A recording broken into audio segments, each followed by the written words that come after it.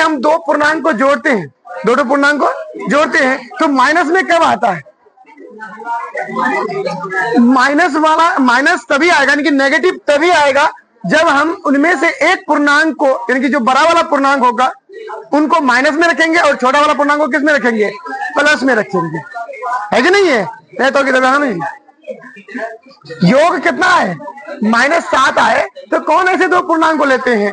तो हम देखो यहाँ पर दो संख्या ऐसा चुन लेंगे, जैसे देखो यहाँ पर 7 है ना, तो जैसे मान लो एक 12 लेते हैं तो दूसरा क्या लेते थे? 5 लेते हैं ना। तो अब बताओ इन दोनों का अंतर अगर देखेंगे 7 है, लेकिन इन दोनों को जोड़ के कितना आना चाहिए? -7 आना चाहिए। तो हम बताए थे कि जोड़ करके नेगेटिव कब आता है? जब हम बड़ा वाले को क्या करते हैं?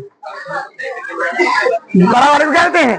माइनस में लेते हैं। जैसे यहाँ पर माइनस लगा दिए, यहाँ पर क्या लगा देंगे? प्लस। तो इन दोनों का योग अगर ये -12 + 5 कितना होता है हमारा?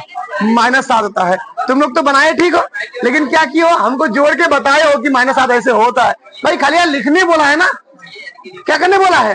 लिखने बोला है। तो हम इनका ये जो आंसर है ना, ऐसा ये क्या कहते हैं, मिडिल ब्रैकेट कर देंगे, इनके बाद यहाँ पर लिख देंगे कि -12 और 5 एक पूर्णांक युग्म है जिनका योग क्या है? -7 है क्या? नहीं है क्या? खाली यही तो आंसर होगा? अरे नहीं, ये आंसर नहीं, इनके अलावा और भी बहुत सारे आंसर हो सकता है। जैसे हम लोग 8 और 1 को लेंगे तो यहाँ -8 + 1, इनका भी योग कितना होगा भाई? -7 होगा, है कि नहीं? जैसे मान लो कि 10 और 3 लेते हैं, यहाँ माइनस कर देंगे तो इन दोनों का योग भी क्या होगा भाई?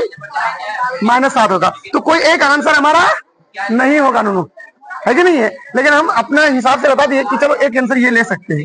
लेकिन दूसरा इसी में क्या कहा था तुमसे कि अंतर कितना होना चाहिए? अंतर क्या हो? अंतर जो है वो कितना होना चाहिए? -10 होना चाहिए। तो अंतर -10 कब होगा? मैंने इसमें क्या हम लोग तरीका अपना है कि कैसा कैसा संख्या लेके अंतर -10 होना चाहिए? तुम बताओ तो। घटा करके माइनस आना चाहिए ना। जैसे जोड़ करके माइनस आए तो उस स्थिति में क्या कर रहे थे कि बड़ा वाला संख्या को, अब जो बड़ा वाला पूर्णांक था संख्या था उसमें माइनस रखते थे और छोटा वाला में क्या करते थे? प्लस। लेकिन यहाँ घटा करके माइनस आना चाहिए, तो इसका जस्ट उल्टा करेंगे हम लोग। माने जैसे दो संख्या ऐसा चुनो कि जिनका अंतर 10 हो, तो हम एक संख्या लेते हैं मान लो कि 2 और एक संख्या लेते हैं 12, करते हैं 12। तुम बताओ इसमें ऐसा किधर प्लस लिखे किधर माइनस लिखे कि इनको घटाएंगे तो तुम्हारा क्या आना चाहिए? -10 आना चाहिए। बोलो क्या करोगे जी?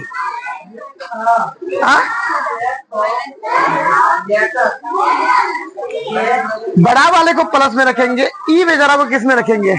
माइनस में रखेंगे। इन दोनों को घटाओ तो इन दोनों का अंतर कितना होगा? जब भी हम लोग अंतर ज्ञात करते हैं तो बड़ा वाला में से छोटा वाले को क्या करते हैं? घटाते हैं। तो यहाँ एक बात बताओ हमको, 12 अंतर किसका? -2 का। तुम देखोगे 12 माइनस प्लस कितना हो गया रे नूनू? कितना हो गया जी? कितना हो गया रे? 14। कैसे क्या करोगे? यहाँ माइनस देना सही होगा? कहाँ पर देते हैं? बड़ा वाला संख्या में ही क्या देते हैं? माइनस देते हैं। तो अगर बड़ा वाला संख्या में माइनस देते हैं तो हमारा देखो तो अब बड़ा कौन हो गया? यहाँ पर 2 हो गया। 2 में से घटाना है किसको? तो भी क्या हो गया?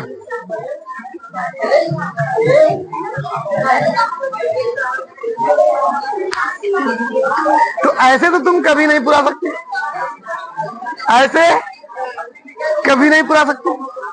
क्या करोगे? जल्दी बोलो।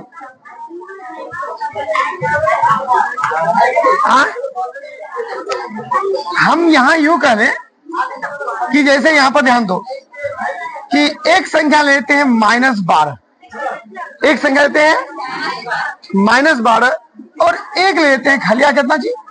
2। अब -12 में से घटाओ तो किसको? 2 को। कितना हो जाएगा? -10 नहीं होगा ना, -14 हो जाएगा। इसके लिए हम क्या करते हैं, ये जो 2 है ना, इनको 2 नहीं क्या लेते हैं? -2 लेते हैं। अब दोनों को घटाओ तो -12 और फिर -2 तो +2 होगा कि नहीं होगा जी?